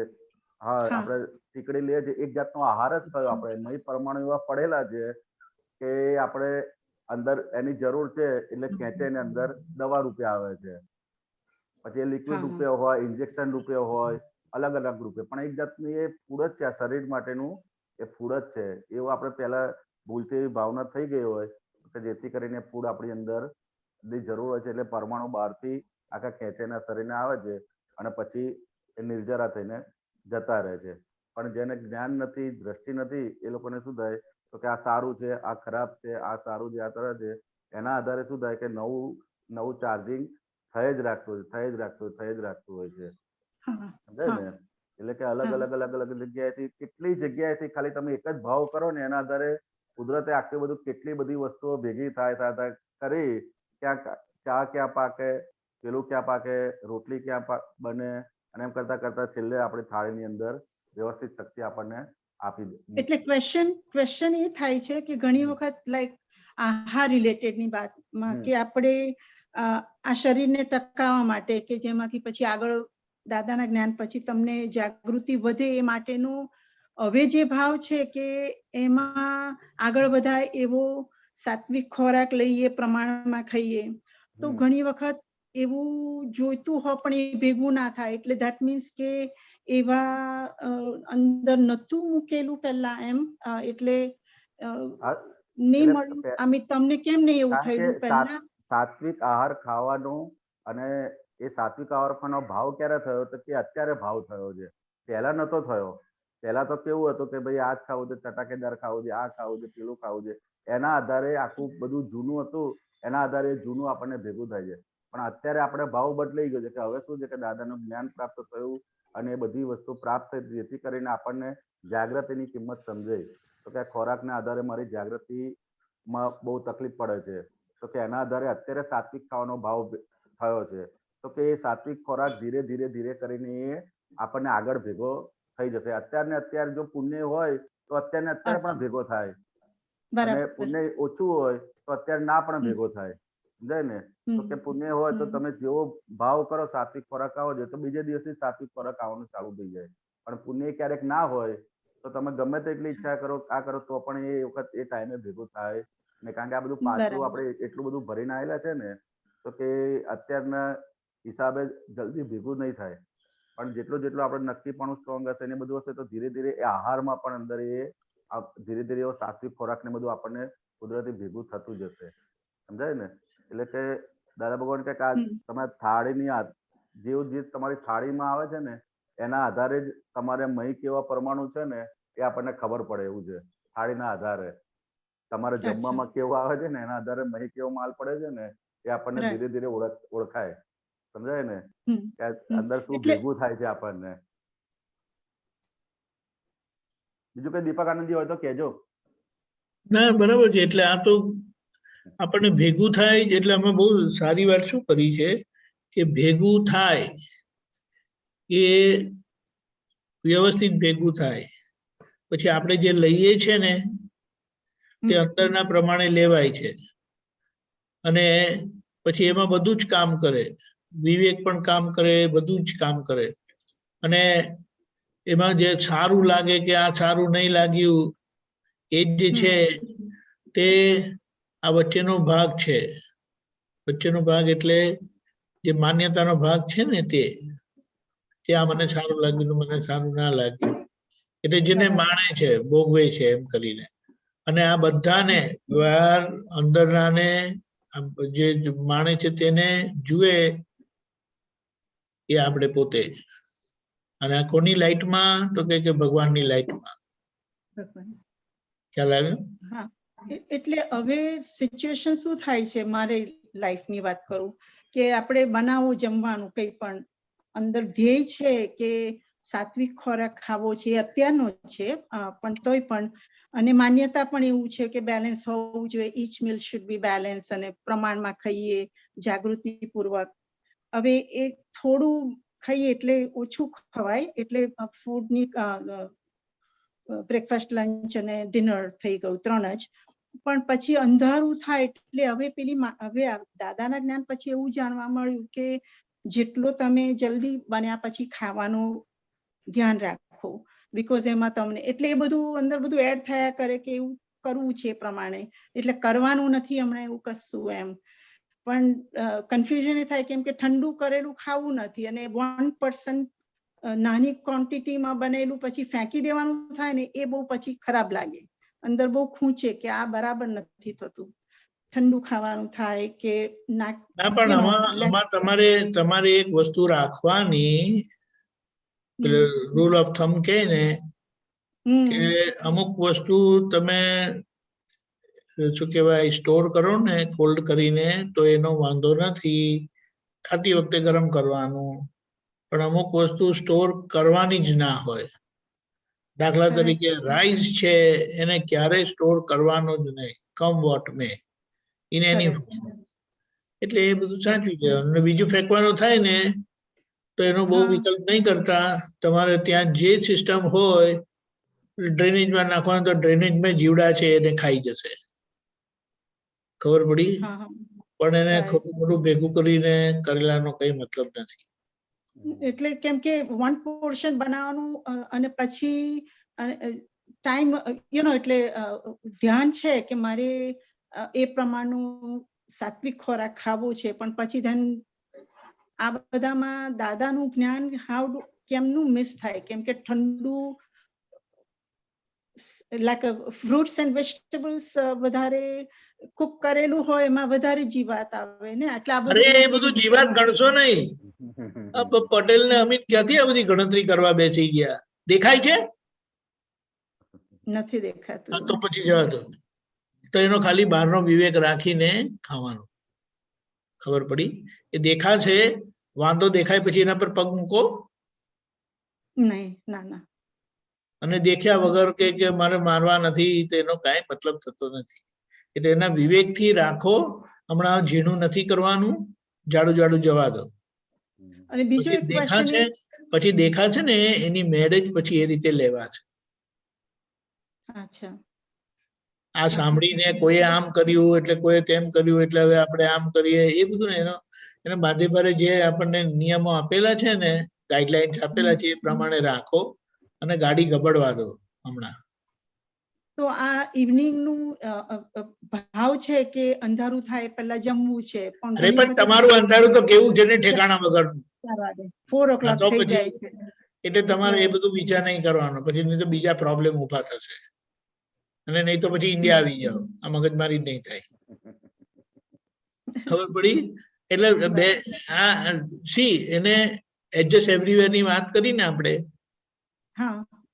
તો એટલું સમજીને નાખવાનું, નહીં તો કઈ બીજા કોમ્પ્લિકેશન પેસી જશે શરીરમાં ને આત્મા બાજુ પર રહી જશે. પણ આનું જરા થોડું વધારે કહો ને કે જે પહેલા પરમાણુ અંદર મૂકેલા, એટલે મને એ સમજાતું નથી. અરે કેટલા હું ચા નથી પીતો, અને પેલા બીજા બાજુમાં છે ને ત્યાં રાત દિવસ ચા ખોડે છે. સવારના પહેલા ઉઠે એટલે એને ચા જોઈએ, રાત્રે હુતા પહેલા એને ચા જોઈએ. કેમ? અને હું ચા ખોડતો જ નથી. ખ્યાલ આવ્યો? એની અંદર પરમાણુ છે એટલે એ ચા ને ખોડે છે. મારી અંદર પરમાણુ નથી એટલે ચા ભૂલથી પણ માંગવું નહીં. સમજાયું? હમણાં જે બહાર બને છે ને તેને અંદરના કારણ સમજી લેવાના. હમણાં આપણને દેખાતું નથી, જોવું છે પણ દેખાતું નથી, કારણ કે હજી તો જાડું જાડું બાકી છે. તો ઝીણામાં કેવી રીતે નજર જશે? પણ ઝીણું છે તે આપણે એન્ટિસિપેશન થી ખબર પડે કે આ બહાર ભેગું થયું ને એટલે અંદર છે આ. એટલું રાખવાનું હમણાં. પણ એ દેખાતું નથી, પછી દેખાશે, એઝ ઇટ ઇઝ દેખાશે, કારણ કે છે તો દેખાય. પણ હમણાં આપણે બધું બહારનું જાગૃતિ સ્થૂળમાંથી સૂક્ષ્મ તર ને સૂક્ષ્મતમ જાય. હમણાં આપણી સ્થૂળ અવસ્થાનું ઠેકાણું નથી, તો એના પર ફોકસ રાખીએ, એ બધું ચોખ્ખું થશે, એની મેળે આગળ વધશે. ખ્યાલ આવ્યો? અચ્છા. એટલે આપણી ભાવના સારી છે, પણ પેલું કહે ને કે પહેલે દિવસે 1500 મીટર દોડાશે, 10 કિલોમીટર દોડાશે, અને કે ના પર મારે દોડવું છે ને, એ સારી વસ્તુ છે ને ગ્રેજ્યુઅલી એ જશે. ખ્યાલ આવ્યો? બરાબર બરાબર. એટલે હમણાં શું પોસિબલ છે આ કન્ડિશનમાં એનો બેસ્ટ એડવાન્ટેજ લેવો. Make the best of the present situation, present સર્કમસ્ટેન્સીસ. પછી તમારે ત્યાં સંજોગ જ ના હોય ને પછી તમે ખેંચી લાવો તો એ પ્રેક્ટિકલ થવાનું નથી ને તમે અચીવ નહીં કરી શકો ને ફ્રસ્ટ્રેશન આવશે કે હું કરતી નથી કરતો નથી, એવી રીતે થશે. મારાથી થતું નથી એવી રીતે થશે. જે થાય તે કરવાનું, જે નહીં થાય એને ભાવમાં મૂકીને દાદાને કહેવાનું કે સંજોગો ભેગા કરી આપો. Stop there, period. દાદાને ભાવ કરીને સંજોગો. કારણ કે હમણાં સંજોગો જ નથી. હા હા હા હા. આ તો તમારે ત્યાં તો કઈ સારું છે કે કેલિફોર્નિયામાં અમુક જગ્યાએ તો સવારે 10:30 11 વાગે અજવાળું થાય ને 3 વાગે તો અંધારું થઈ જાય પાછું. આ લંડન ખાતે એવું છે, પેલો ભારતી ફોઈને ખબર છે. અહીંયા 4 o'clock અંધારું થઈ જાય છે. 4 o'clock અંધારું થઈ જાય. બોલો તો પછી અને પછી 4 o'clock કે તમે સાંજે શું ખાશો તો આપણે કહીએ કે અંધારું થઈ ગયું, તો હવે સાંજ ક્યારે પડી છે? હવે ખ્યાલ આવ્યો? એટલે make practical decision as per સર્કમસ્ટેન્સીસ જેવા છે આપણે. બરાબર, સમજ્યા. પછી એમાં પછી એવું પણ થશે જેમ આ લોકો એક જ વખત ખાય છે ને, તો હવે તમારાથી એક જ વખત ખાવાથી ચાલશે? One time only. અજવાળું હોય ત્યારે તમારે ખાઈ લેવાનું, પીરિયડ, ધેટ્સ ઇટ. ધેન પછી આખી દુકાન બંધ તમારી. તો એ પ્રેક્ટિકલ નથી. એમને 10 જાતની ગોળી ખાવાની હોય છે આજે જમ્યા પછી ને જમ્યા પહેલા. તમે કેમનો મેળ પાડો? ખ્યાલ આવી ગયો? બરાબર. એટલે જેટલું થાય એટલું કરવાનું, બીજું ભાવમાં મૂકીને દાદાને કહેવાનું સંજોગો ભેગા કરી આપો. જય સચ્ચિદાનંદ. હા બરાબર, સમજ્યા. બરાબર. સરસ. જય સચ્ચિદાનંદ. હા, જય સચ્ચિદાનંદ. પિતાબેન. જય સચ્ચિદાનંદ. રજનીકાંત અંકલ સાહેબ. દીપકાનંદજી જય સચ્ચિદાનંદ. હસમુખાનંદજી જય સચ્ચિદાનંદ. જય સચ્ચિદાનંદ. દીપકાનંદજી આ બુક નંબર 35 પાનું નંબર 52. હા 52 તારીખ 11/6/73 73 મુંબઈ. નીચે પેજ 25 of 101. ઓકે. નીચે વચ્ચે છે, વચ્ચેમાં મિડલમાં જ છે આ પેરેગ્રાફ. બોલો. વિતરાગનું આત્મજ્ઞાન જો સહજ થયું, સાચું જ્ઞાન થયું તો છાક ચડે નહીં. વિતરાગનો આપેલો આત્મા જો એ જ પ્રગટ થાય તો છાક ન ચડે. બાકી બીજાએ આપેલા આત્મામાંથી તો છાક ચડી જાય. હું છું તે રાતે ના ઉતરે. તેથી ભગવાને કહેલું કે જે જ્ઞાનથી છાક ચડે છે, જે શાસ્ત્રથી છાક ચડે એ અજ્ઞાન છે. જો અમરપદમાં હું છું બોલું તો ખરું, પણ આ તો વસ્તુત્વનું ભાન નથી, પણ અસ્તિત્વનું જ ભાન છે. સાહેબજી આમાં થોડો પ્રકાશ આપો ને, હસમુખાનંદજી સાહેબ.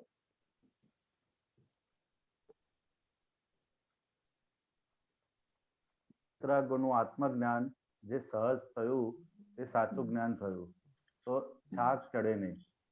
છાક એટલે પેલું શું કહેવાય એનો એ છાક એટલે એક જાતનું માણસને પેલું ચડી જાય ને અંદર કે હું કઈક છું, હું કઈક છું, હું કઈક જાણું છું. હા, હું કઈક જાણું છું. એનું કઈક અંદર કેપ ના કહેવાય પણ કેપની નજીકનું કહેવું છે. તો કે વિતરાગોનું જો ખરેખર આત્મજ્ઞાન એને પ્રાપ્ત થયું હોય તો કે એને કોઈ દિવસ છાક ચડે નહીં. કારણ કે આત્મજ્ઞાન ની શરૂઆત જ ક્યાંથી થાય તો કે હું કઈ જાણતો નથી એ ત્યાંથી તો એની શરૂઆત થાય છે. સમજાય ને? જો યથાર્થ એને જ્ઞાન પ્રાપ્ત થયું હોય તો કે કોઈ દિવસ એને છાક ચડે નહીં. સમજાય ને? જો છાક ચડે છે, દાદા મોટું થર્મોમીટર આપ્યું છે, છાક ચડે છે તો કે હજુ આપણે ઘણું માઇલ કાપવાના બાકી છે, સમજાય ને? એવું અંદર આપણે રાખવું પડે અંદર કે કંઈ પણ કોઈની વધારે લાઇટ હોય, આપણી વધારે લાઇટ હોય, કોઈની ઓછી લાઇટ જોઈને આપણે એમ થતું હોય કે ભાઈ આને એટલું દેખાતું નથી, તો શું થયું? તો કે એક આપણને જ્ઞાનનો છાપ ચડી ગયો કહેવાય. દાદા ભગવાન કે અમે જે જ્ઞાન આપ્યું છે એ અમારા જેવું જ જ્ઞાન બધાને આપેલું છે. વખતે કોઈને પ્રકાશ ઓછો થયો અને કોઈને વધારે થયો, પણ અમને ક્યારેય એવું દેખાય નહીં, સમજાય ને? તો ક્યાંક વિતરાગોનું જ્ઞાન એવું હોય કે ક્યારેક છાક ચડવા દે નહીં. પછી આગળ શું કે વિતરાગોના આત્મજ્ઞાન હું છું તે એને રાતે ના ઉતરે. હું કઈક છું એવું છે. થોડું આપણે કઈ પણ બાબતમાં કઈ પણ વસ્તુનો પ્રકાશ આપણે ખુલ્લો થયો હોય તો એ આપણને એ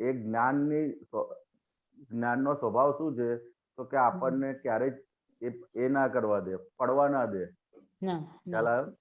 અને હું કઈક છું થયું અંદર, એટલે સમજી જવાનું કે આ પડવાની નિશાની પડે, ચાલુ થઈ ગઈ. હું કઈક જાણું છું, હું કઈક સમજુ છું, એવું છે. કારણ કે જો લાઈટ હોય ને તો કોઈ દિવસ માણસ અથડાય નહીં, અને હજુ અથડાય છે પણ તે છતાંય કારણ કે શાસ્ત્રો વાંચ્યું હોય અને ઘણો અભ્યાસ કર્યો હોય એના આધારે એને એવું લાગતું હોય કે ભાઈ હું કઈક જાણું છું, હું કઈક સમજુ છું, મને આ સમજાઈ ગયું છે.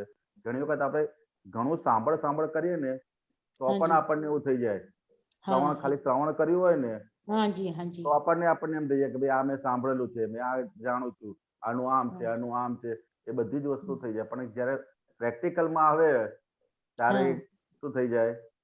ત્યારે આખું જ્ઞાન આપણને હાજર રહેતું નથી. એ શ્રુત જ્ઞાન કહેવાય, સાંભળેલું જ્ઞાન છે, સમજાય ને?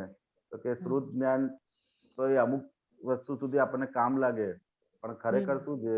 તો કે જ્યાં સુધી આપણને ક્યાંય ઠોકર ખાતા નથી, ક્યાંય પડતા નથી, તો કે એ જયારે થયું અને અંત સમય એટલે હાજર થયું, તે કવિરાજનું પદ છે ને, હાજર થયું એ જ જ્ઞાન, સમજાય ને? પૂર્વ સંજોગોના દબાણો વચ્ચે હળતું આવે ક્યાંયથી અપમાન, તો કે અપમાનના સમયે આપણને હાજર થાય. પછી કોઈ આડું ટેડું બોલી ગયો એ સમયે આપણને હાજર થાય, તો કે જ્ઞાન. તો કે એ સમય તો હાજર થતું નથી, તો કે જ્ઞાન કામનું શું? સમજાય ને? બધું સાંભળેલું હોય, બધું જ કરેલું હોય, કથા વાર્તાઓ આ છે તે છે, એક શ્લોકો ના બધે બધું મોડે હોય, પણ જો કોઈ એમ કે બાપજી તમારા મક્કલ નથી તો તરત જ બાપજીને ક્રોધ આવી જાય. તો કે ગયું જ્ઞાન ગયું ક્યાં? બધું સાંભળેલું બધું, એ બધું સાંભળેલું જ્ઞાન હતું, સમજાય ને? એટલે શાસ્ત્રોની બાજુમાં એને શુષ્ક જ્ઞાન કે શું કે? શુષ્ક જ્ઞાન. ખ્યાલ આવે કે શુષ્ક જ્ઞાન છે. અને આપણે દાદા ભગવાને આપણને કેવું આપ્યું છે કે ક્રિયાકારી જ્ઞાન આપ્યું છે. ભલે આમ તમને યાદ ના હોય, પણ જેવો કઈ પણ પ્રસંગ આવે ને એવો તમને મય અંદર હાજર થઈ જાય કે હું જુદું અને આ જુદું, હું જુદું અને આ જુદું, આનો હિસાબ આવ્યો, આનો હિસાબ આવ્યો. તો કે આ અક્રમ વિજ્ઞાન કેવું છે? ક્રિયાકારી જ્ઞાન છે. કેવું જ્ઞાન છે? ક્રિયાકારી જ્ઞાન છે, સમજાય ને? તમે કોઈ પણ આપણે જતા હશું ને બહાર, તો થોડી વાર કઈ પણ અંદર આખું પાછું થયું, કોઈ જોડે અથડામણ થઈ ને તો એ તરત એટલીસ્ટ 2 મિનિટ પછી એને ખબર આવી જશે કે ભાઈ આ અથડામણ કરવા જેવું નથી, આપણે એડજસ્ટ થઈને રહો. આખું અક્રમ વિજ્ઞાન એ કેવું જ્ઞાન છે? ક્રિયાકારી જ્ઞાન છે. અને એટ એ ટાઈમ એને હાજર થઈ જાય. શું થઈ જાય? એટ એ ટાઈમ એને હાજર થઈ જાય. તમે ગમે ત્યારે જેવું, અને દાદા ભગવાન કહેતા કે એવું દુઃખના સંજોગો આવે ને ત્યારે તો આ જ્ઞાન વધારે ખીલતું જાય. જેવું તમારે આપણે અનુભવ કરતા હશું, જેવું કઈ પણ દુઃખનો સંજોગ આવે ને તો તરત જ અંદર આપણે હું શુદ્ધાત્મા છું, હું આ છું, હું અવ્યાબાદ સ્વરૂપ અંદર હાજર થઈ જાય. કરવું ના પડે, કારણ કે ઓટોમેટિકલી આ ક્રિયાકારી અંદર જ્ઞાન દાદા ભગવાન એવું ફિટ કર્યું છે, સમજાય ને? નકર આટલા શાસ્ત્રો વાંચ્યા હોય, આ વાંચ્યા હોય, તો એને હાજર થવું જોઈએ કે ના થવું જોઈએ? હાજર નથી થતું. એના બદલે કેપ ચડાવે છે. શું ચડાવે છે? જાણવાનો કેપ ચડાવે છે. મને આટલા શાસ્ત્રો વાંચ્યા, આ વાંચ્યું, આ વાંચ્યું, એ બધું સાચું છે, આપણનો વિનય જ છે, સમજાય ને?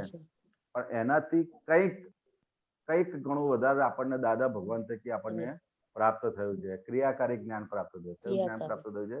ક્રિયાકારી જ્ઞાન પ્રાપ્ત થયું છે, એવું સમજાય છે. એવું છે. હાજી હાજી, સરસ સરસ. અને જે શાસ્ત્રથી છાક ચડે એ અજ્ઞાન છે.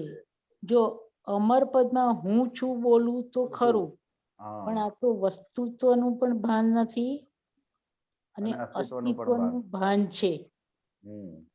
વસ્તુત્વનું ભાન નથી પણ અસ્તિત્વનું ભાન છે. ભાન છે. હા, વસ્તુત્વ એટલે હું શુદ્ધાત્મા છું, હા એનું ભાન નથી. પણ હા. હું આ બધું જે બહારનું જે અસ્તિત્વનું આખું એને ભાન રહ્યા કરે છે અને એના આધારે જ બધું અંદર બોલ હા. કરતા હોય છે. હા, સમજાય હા, ને? એટલે કે વસ્તુ હા. તને આપણને શું થયું તો કે આપણને વસ્તુત્વનું ભાન થઈ ગયું દાદા ભગવાનની કૃપા થકી. અને કૃપાથી એના થકી જ અને એ રહે છે રહે છે કાયમ જ. માટે. દરેક સંજોગોની અંદર તમે જોશો તો કે હમ. મેક્સિમમ સંજોગોને દિવસ ભરની અંદર આપણે શુદ્ધાત્મા યાદ નહીં કરવા પડે, સહેજ આપણને યાદ આવી જ જાય છે. ખરે ને દાદા રાઈટ યાદ આવે એટલે શુદ્ધાત્મા યાદ આયા કહેવાય. સમજાય રાઈટ ને? રાઈટ સાચી વાત છે. એવું છે. સાચી કરેક્ટ વાત દાદા છે. ક્યારે ભૂલાય એવા છે નહીં. ના સમજાય ને? ક્યારેય ભૂલાતા નથી. ક્યારે સમજાય ને? એટલે તો કે પોતાનું સ્વરૂપ ક્યારેય એટલે વસ્તુત્વ ક્યારેય આપણને વિસ્મૃત થતું નથી. જીવ એવું છે. સ્વરૂપ જગતમાં અવતર્યું જ નથી. ચડાવે છાપ જગ વિજ્ઞાન ઉતારે છાક સતનામ. છાપ તે સતનામ. આ લક્ષ જ લક્ષ જ મોક્ષ મૂર્ત તમારા પ્રાણ દાદા ધડકશે. સરસ સરસ સરસ મૂક્યું દીપકાનંદજી. બરાબર ગીતાબેન? કવિરાજે એક જ સેકન્ડ. કુદરતી કૃપા એવી છે કે જે પણ દાદા બોલ્યા છે એ કવિરાજના નિમિત્તે પદોમાં વણાઈ ગયું છે. આવી જ તમે ગયું બે છે. ટોપિક સામે તમે જોશો આખું બધું એટલી લાઈન નું આખું બધું કવિરાજે આ તો દીપક આનંદજી આપણને કાઢીને બતાવી દીધું. એવું છે કે આ રીતે મેચ થાય છે. એવું છે એટલે દાદા જે બોલ્યા છે આખું કવિરાજ ને કૃપાથી એ બધું અંદર વણાઈ ગયું છે. હા એમાં છે ને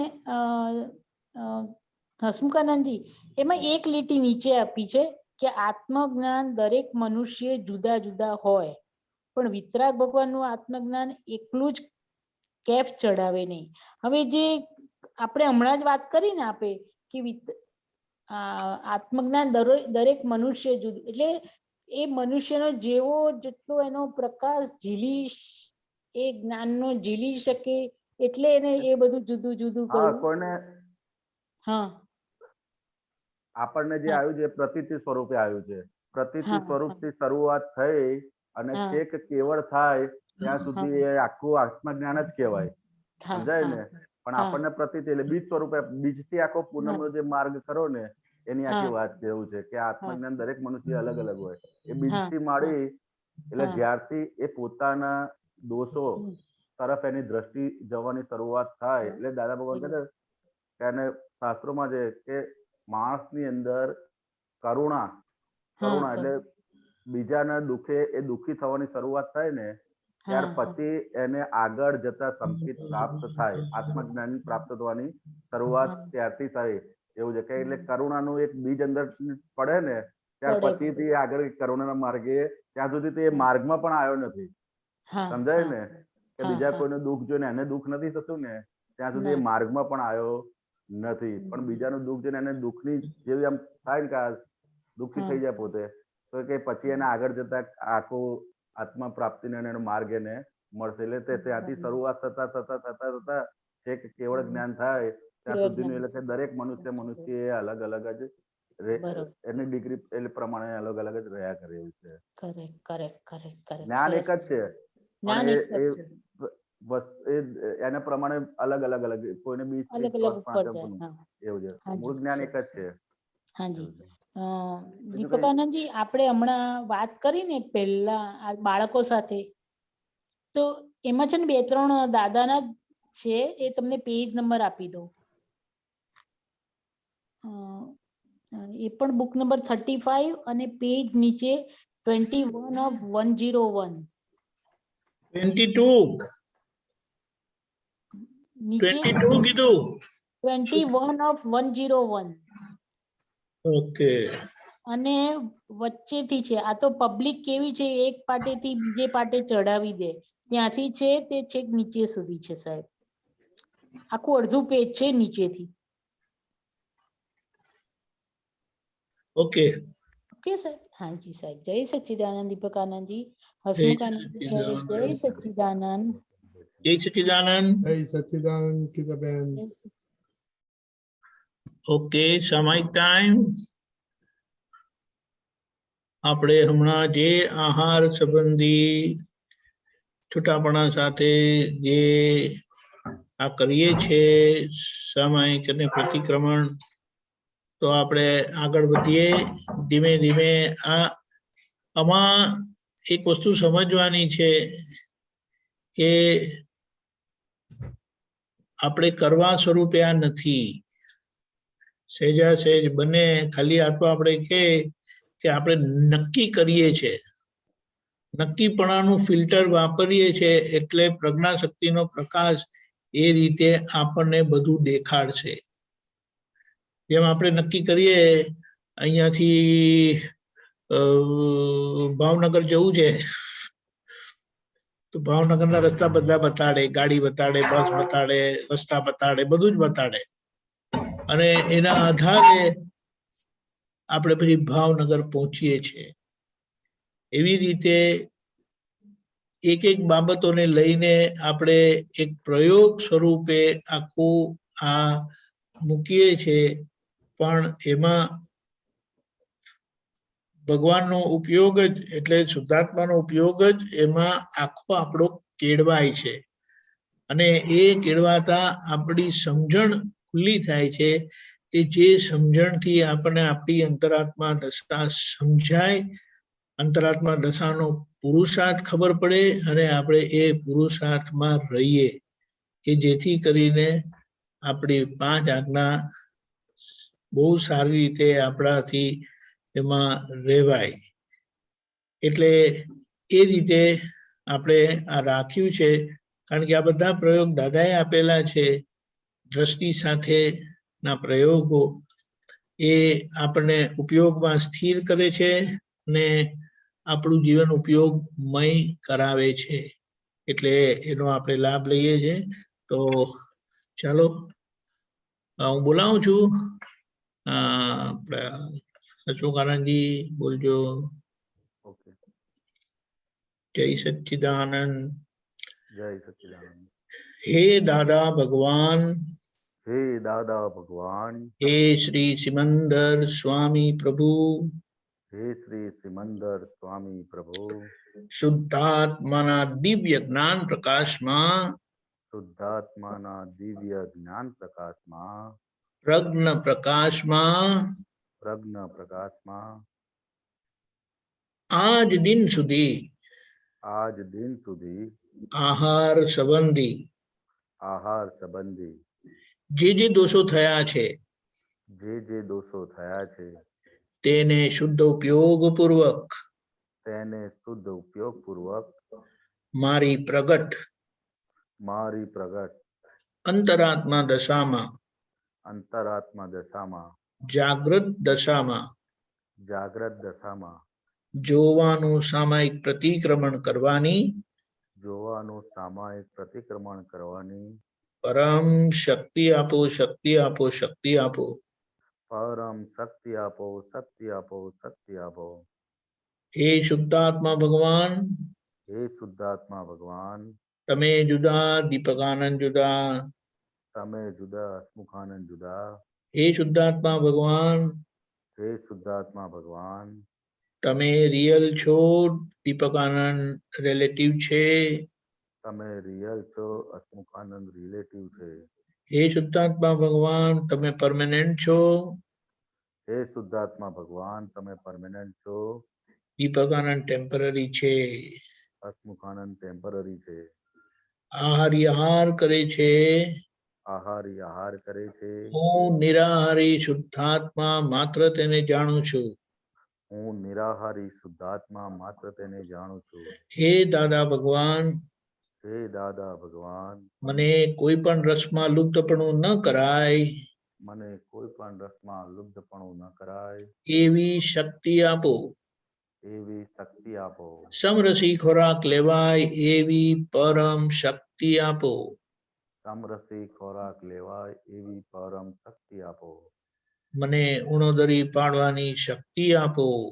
મને ઉણોદરી પાડવાની શક્તિ આપો. હું શુદ્ધ આત્મા છું. હું શુદ્ધાત્મા છું. હું શુદ્ધ આત્મા છું. હું શુદ્ધાત્મા છું. હું શુદ્ધ આત્મા છું. હું શુદ્ધાત્મા છું. હું શુદ્ધ આત્મા છું. હું શુદ્ધાત્મા છું. હું શુદ્ધ આત્મા છું. હું શુદ્ધાત્મા છું. જય સચ્ચિદાનંદ. જય સચ્ચિદાનંદ.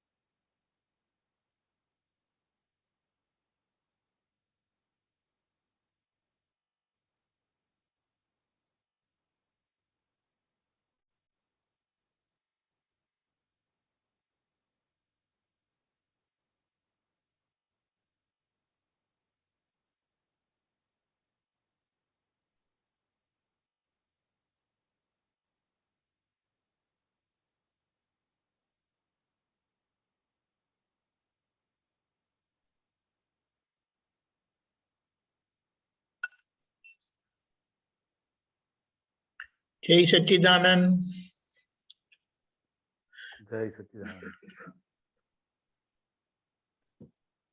વિશેષમાંથી સામાન્યમાંથી વિશેષમાં જવા છે અને વિશેષ સમજાતા પાછું એ સામાન્ય થઈ જાય. એટલે હમણાં આપણે પર્ટિક્યુલર સ્વાદનો એ રાખીએ.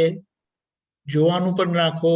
મગની દાળ હોય, તુવેરની દાળ હોય, ચણાની દાળ હોય, અડદની દાળ હોય, શાકભાજી બધા જુદા જુદા હોય. કેટલામાં અજમાનો વઘાર કરેલો હોય, જીરાનો વઘાર કરેલો હોય, રાઈનો વઘાર કરેલો હોય, મેથી નાખેલી હોય.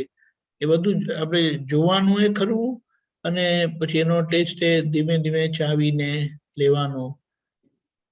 આપણા માટે બહુ સરસ છે, કારણ કે આ બધામાં ભોગવટો ભોગવનાર ઓળખાશે સારી રીતે અને કેવી રીતે આપણને ભેગું થાય છે અને એ આપણને ભોગવટો કરાવે છે. કોઈ વખત ખાવામાં સંતોષ થાય, કોઈ વખત ખાવામાં બધું જમ્યા પછી પણ એમ થાય કે સારું કંઈ ખાવું પડશે, કશું ન થાય. એટલે આ બધું જોવાનું છે અને આ બધી મેન રસ લુપ્તતામાંથી નીકળ્યા એ આપણી બહુ મોટી કમાણી થાય છે. કારણ કે એની સાથે સંકળાયેલી બીજી 3 સંજ્ઞા પણ ગાંઠ સ્વરૂપે ન રહેતા યથાર્થ સંજ્ઞા સ્વરૂપે જ રહે, એટલે સહજતા આવે. જય સચ્ચિદાનંદ. જય સચ્ચિદાનંદ. આપણો ટાઈમ થઈ ગયો છે. આનંદજી ત્રિમંત્ર બોલાવો. પ્લીઝ બોલો. ઓકે. जय सच्चिदानंद. જય સચ્ચિદાનંદ. नमो अरिहंताणं. નમો અરિહંતાણમ. नमो सिद्धाणं. નમો સિદ્ધાણમ. नमो आयरियाणं. નમો આયરિયાણમ. नमो वज्रायाणं. નમો વજ્રાયાણમ. नमो लोये सौव साहुणं. નમો લોય સવ સાહુણમ. ऐसो पंचन मुक्कारो. એસો પંચન મુક્કારો. सौ पावक पणासनो. સવ પાવક પ્રણાસણો. मंगलाणं च सौवेसिं. મંગલાણમ ચ સૌવેસિમ. पद्मं हवै मंगलम्. પડમમ હવૈ મંગલમ. ओम नमो भगवते वासुदेवाय. ઓમ નમો ભગવતે વાસુદેવાય. ओम नमः शिवाय. ઓમ નમઃ શિવાય. जय सच्चिदानंद. જય સચ્ચિદાનંદ.